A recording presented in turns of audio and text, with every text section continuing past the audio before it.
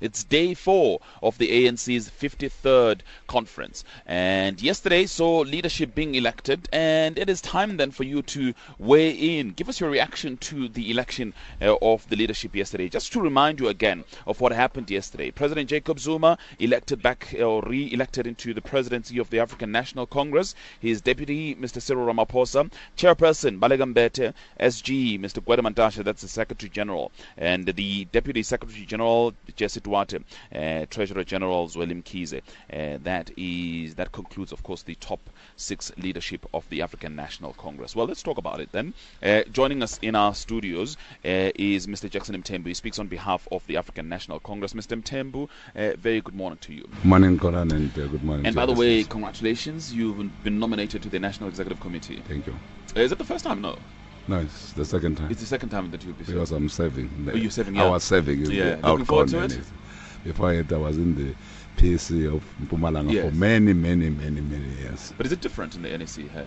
Totally different, because the scope is broad. You have got to look into the entire country, and again, how do we create a better life for all people in the country through policy choices that we make. So it's very different from serving at I was talking to Mr. Trevor Manuel a little earlier on, and he says part of the reason why he did not accept is simply because you've also got to be young, you've got to be energetic. Do you feel you're young and energetic? well, I agree with Trevor, but also the NEC needs the experience of cadres that have been there for years, people who can walk the talk.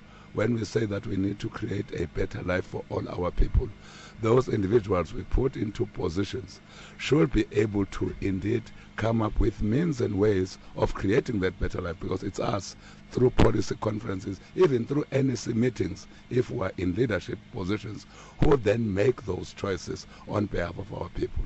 Are we able to get people then that are up to that standard? All right. Let me also welcome, by the way, Professor Sakela Buhlungu. He is with the University of Pretoria. He's been our political analyst throughout this conference so far. Professor Buhlungu, good to see you again this morning. Are you well? Thank you, Kulai. All well? Very well. I want to pick up from the leadership yesterday, the election of the leadership. Now, of course, one of the big stories is the now election of Mr. Cyril Ramaphosa. What are your thoughts on that? Well, Cyril's name has always been in the mix for many years. Many people expected that he would have come on board many years ago. So for many people, it's not a surprise. But there are issues. There are issues now. The new issues. I mean, some of the people have raised issues about him. The Marikana issues has cast a bit of a shadow, rather a bit of a cloud over his name. Some people, on a lighter note, I suppose, the Buffalo issue is kind of one of the issues. But on a more serious note, the fact that Cyril is a man of money now, he's a serious businessman. As some people, I was listening to Vavi last night. He was raising that point. Here's a billionaire, kind of who's deputy president of the party, and most likely the deputy president of the country in the future. So issues there. But otherwise, I think many people will welcome his election. Let's see.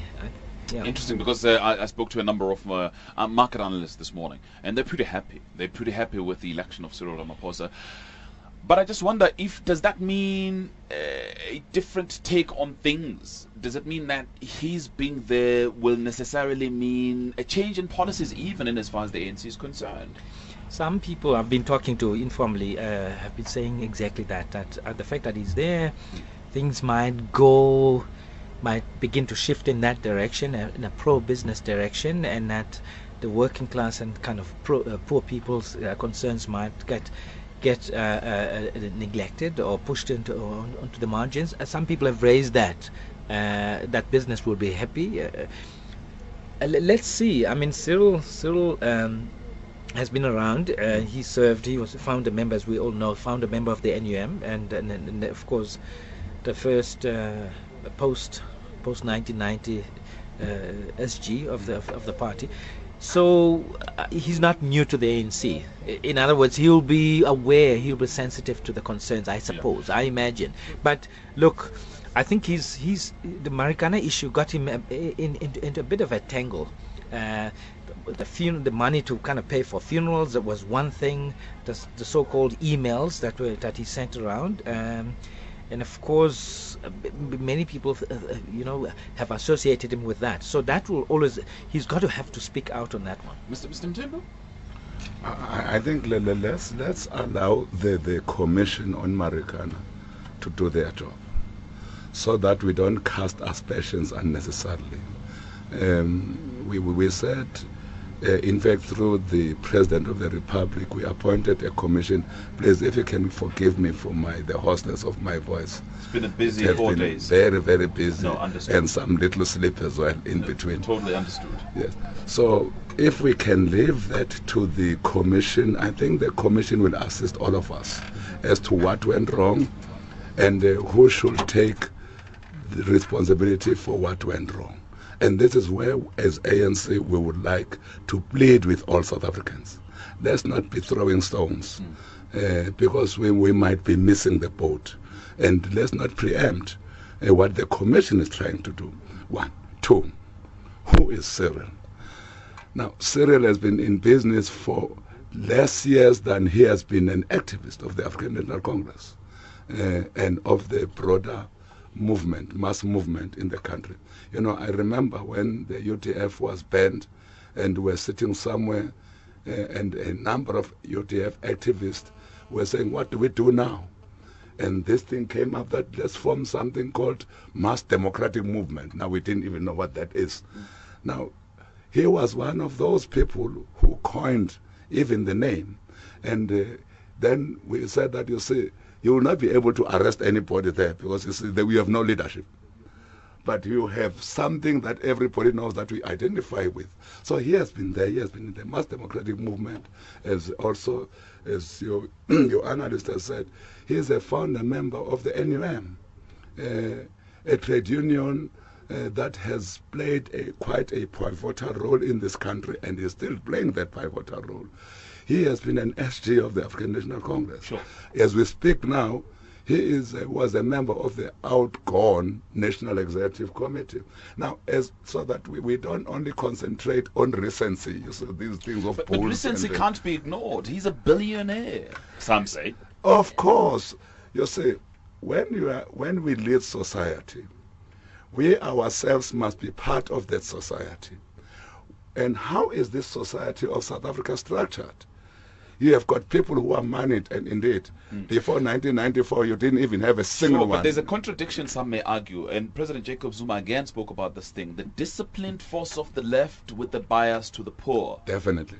And if you have the second top highest official of the party that's a billionaire, people then will say, well, is he going to care about the poor? He's a billionaire. He needs to talk to his own constituency. Yeah. What is his own constituency, And again, people like Cyril understand how they became billionaires. They understand that without the democracy that all of us enjoy today. But it's easy to forget because, a couple of years down the line, you buy a buffalo or bid for a buffalo that's 18 million rand. It's easy to forget. Well, maybe you'll also have time to speak to Cyril about his other social responsibility. Yeah, he could not come.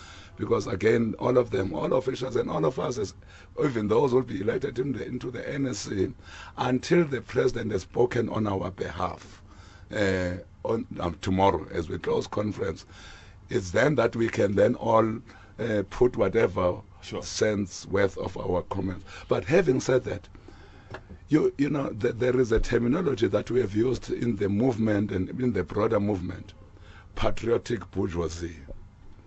And we still use that term, that there are this middle class that has been created by the conditions that have been created by the revolution. Those middle class individuals, that includes Cyril and I think many others, in fact, the struggle makes it so impossible for them to forget where they come from. It makes it so impossible for them to forget their roots. In fact, it makes them to even cry where they cannot come in, no matter how moneyed they are, where they cannot come in and assist in the triplets that are indeed ravaging this country. Unemployment, poverty and inequality. Cyril is one of those. Let me who move will from not Cyril. turn Let me his move from back Cyril against those. to Kgalema Motlanthe, Mr. Kgalema Motlanthe. Yes. He's lost to the party. No, he's not lost. You see, that's the problem with Leadership of the party. Yes. But you see, once a leader of the ANC, some of us favor, we are fans of a very good team in this country that plays in the professional soccer. And that's Kaizer Chiefs, yeah. No. Let's continue. That team, we say, once that team, always that team. Once a Pirates, always a Pirates. Now, once a leader of the ANC, unless, of course, you decide to form another organization, because you can't then be a... But once a leader of the ANC, you are always in the ANC. You always do your best to serve the ANC and the people of this country, immaterial whether you have been elected into a leadership position or not. I can tell you, the Kgalema I know, Kgalema, by the way, not only has he been inducting the outgoing NSCs that I know, including the NSC that I was part of, he inducted us into the NSC.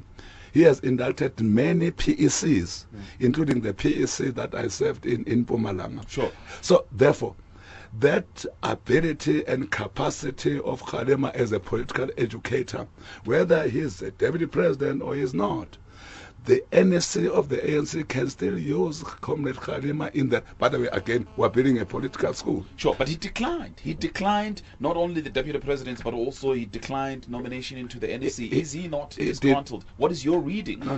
By the way, Comrade Kgalema did address plenary. Now, we call it, you speak as if Comrade Kgalema did not address plenary. Now, I will ask you, what did he say?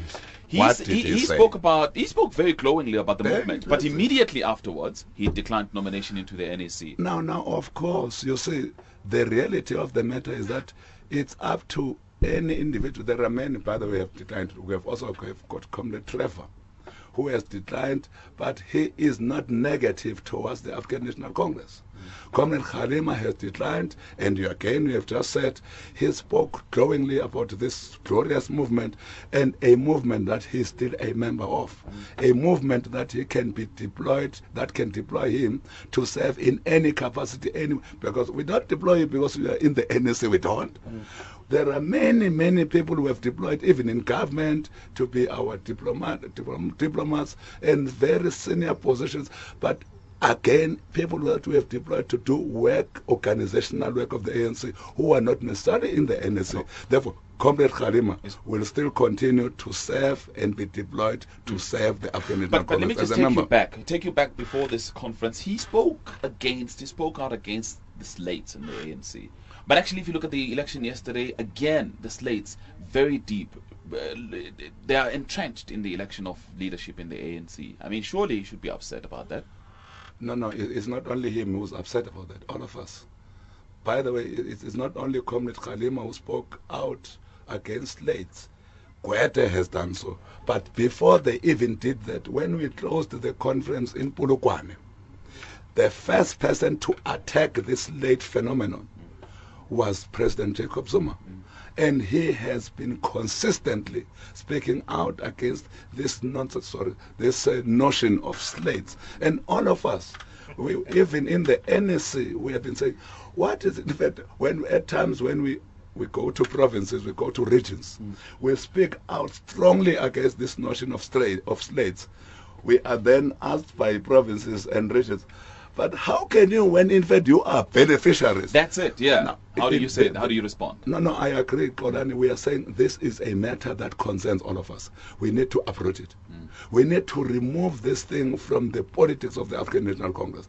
How we do it, it's another matter. But we are all agreed that we cannot, because the problem with slates, even if Madiba were to be in a losing slate, he will still lose.